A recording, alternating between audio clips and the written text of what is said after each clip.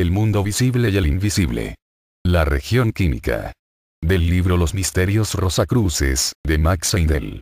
Si uno que fuera capaz de usar conscientemente su cuerpo espiritual con la misma facilidad que nosotros usamos nuestros vehículos físicos, volase desde la Tierra al espacio interplanetario, esta y los otros planetas de nuestro sistema solar se le aparecerían como si estuvieran compuestos de 3 clases de materia.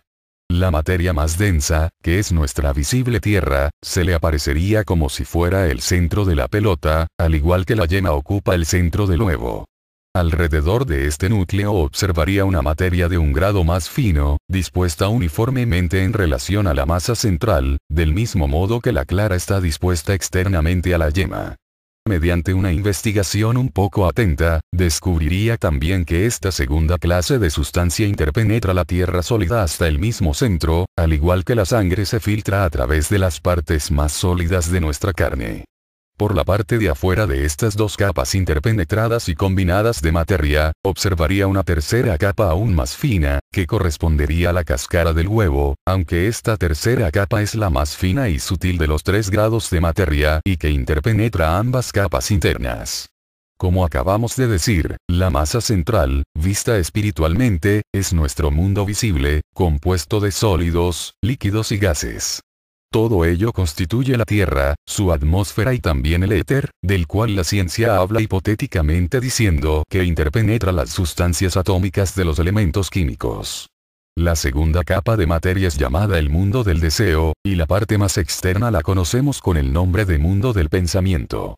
Una pequeña reflexión sobre el asunto nos llevará a la evidencia de que es necesaria una constitución de tal naturaleza para explicarnos los hechos de la vida tal cual los vemos.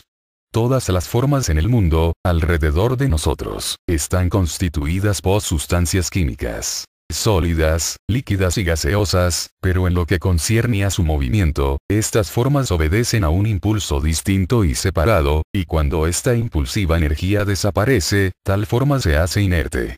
Una máquina funciona por el impulso que recibe de un fluido aeriforme llamado vapor. Antes que el vapor llene su cilindro, la máquina permanece quieta, y lo mismo pasa cuando la fuerza impelente se cierra, paralizando su acción. La dinamo gira bajo la influencia aún más sutil de una corriente eléctrica que puede también hacer funcionar un aparato telegráfico o hacer sonar un timbre eléctrico. Pero la dinamo cesa en su veloz giro y el sonido persistente de un timbre se apaga cuando el paso de la corriente eléctrica se interrumpe. La forma del pájaro, del animal y del ser humano también cesa en su movimiento cuando la fuerza interna que llamamos vida ha volado. Todas las fuerzas están impelidas al movimiento por el deseo. El pájaro y el animal recorren la tierra y el aire en su afán de asegurarse el alimento y la guarida, o con el propósito de procrearse. El hombre se mueve también por deseos semejantes, pero tiene en adición otros incentivos más altos para moverse y esforzarse, y entre ellos está el de una acción rápida que lo ha inducido a construir la máquina de vapor y otros inventos que se mueven obedeciendo sus directivas. Si no hubiera hierro en las montañas, el hombre no podría construir máquinas. Si no hubiera cal en el suelo, la estructura huesosa del esqueleto sería imposible, y si no hubiera mundo físico, con sus elementos sólidos, líquidos y gaseosos, este cuerpo denso nuestro no hubiera tenido existencia nunca. Razonando bajo líneas semejantes, debe resultar evidente que si no hubiera mundo del deseo compuesto de materia mental, no tendríamos medio de formar sentimientos, emociones y deseos. Nosotros percibimos con nuestros ojos físicos un planeta compuesto de tales materiales, pero si no hubiera ninguna otra sustancia, en él podría vivir el reino vegetal que crece inconscientemente, pero que no tiene deseos que lo obliguen a moverse. Sin embargo, los reinos humano y animal serían cosas imposibles. Además, en el mundo hay un número infinito de cosas, desde la más simple y más cruda a los inventos más complejos y asombrosos, que se deben a la mano y la inteligencia del hombre. Todo ello revela el pensamiento y la ingeniosidad de éste. El pensamiento también debe tener su origen como la forma y el sentimiento. Hemos visto que era necesario tener el material adecuado para construir una máquina de vapor o bien un cuerpo, y razonando sobre la base de este principio, convendremos en que con objeto de obtener el material para expresar deseo, debe haber un mundo también compuesto de materia de deseos. Llevando nuestro argumento a una conclusión lógica, sostenemos también que a menos que un mundo del pensamiento facilite un depósito de materia mental del cual podamos tomarla, sería imposible para nosotros el pensar e intentar las cosas que vemos aún en la forma de civilización más primitiva. Así pues, será claro y verosímil que la división de un planeta en mundos no está basada en una especulación metafísica caprichosa, sino que es una necesidad lógica en la economía de la naturaleza. Por lo tanto, debe ser tenida en cuenta por cualquiera que desee estudiar y anhele comprender la naturaleza interna de las cosas. Cuando vemos a un tranvía moverse a lo largo de nuestras calles, este movimiento no está suficientemente explicado con decir que el motor está accionando por electricidad de tantos amperios y tantos voltios.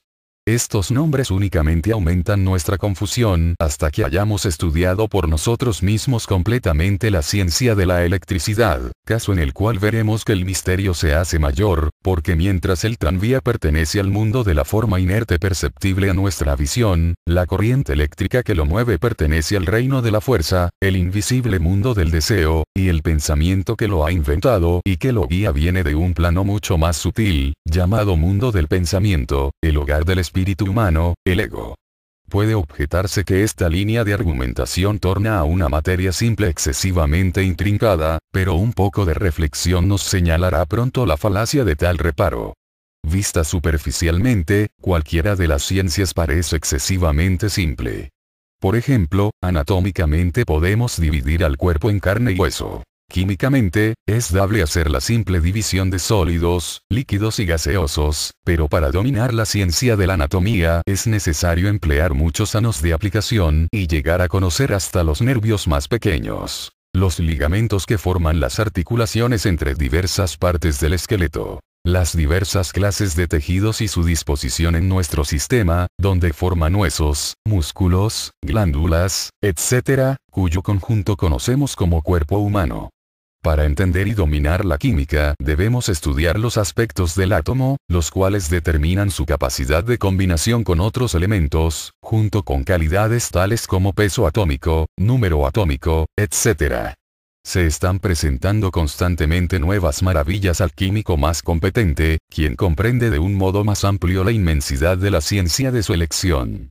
El abogado más joven que acabó de doctorarse sabe más de los casos más complejos, en su opinión, que los jueces del Tribunal Supremo, quienes han deliberado durante muchas horas, meses y aún años del modo más profundo sobre las decisiones que debían tomarse.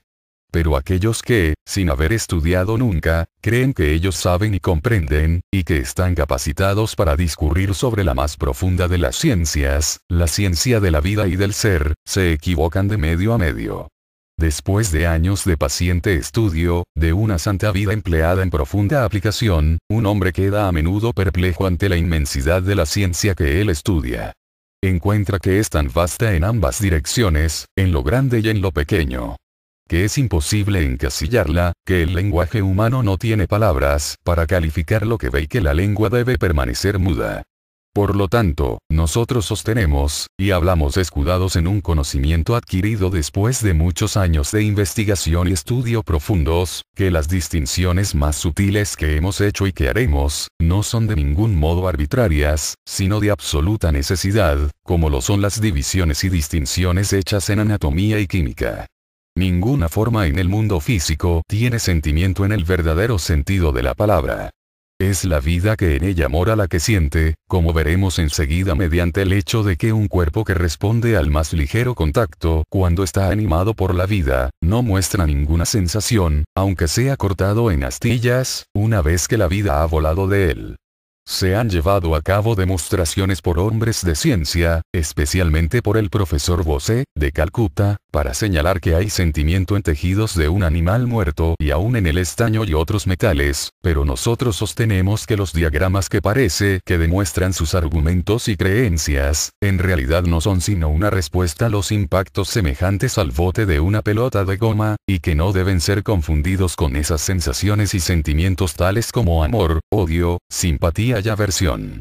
Goethe también, en su novela Weiberwandschaft, Afinidades selectivas, nos da algunas bellísimas ilustraciones con las que parece que hace amarse y odiarse a los átomos por el hecho de que algunos elementos se combinan enseguida, mientras que otras sustancias rehúsan el amalgamarse. Fenómeno producido por diferentes grados de velocidad a la cual vibran diversos elementos y a una desigual inclinación de sus ejes. Solamente donde hay vida sensible puede haber sentimiento de placer y dolor, tristeza o alegría. Del libro Los misterios rosacruces, de Max Heindel.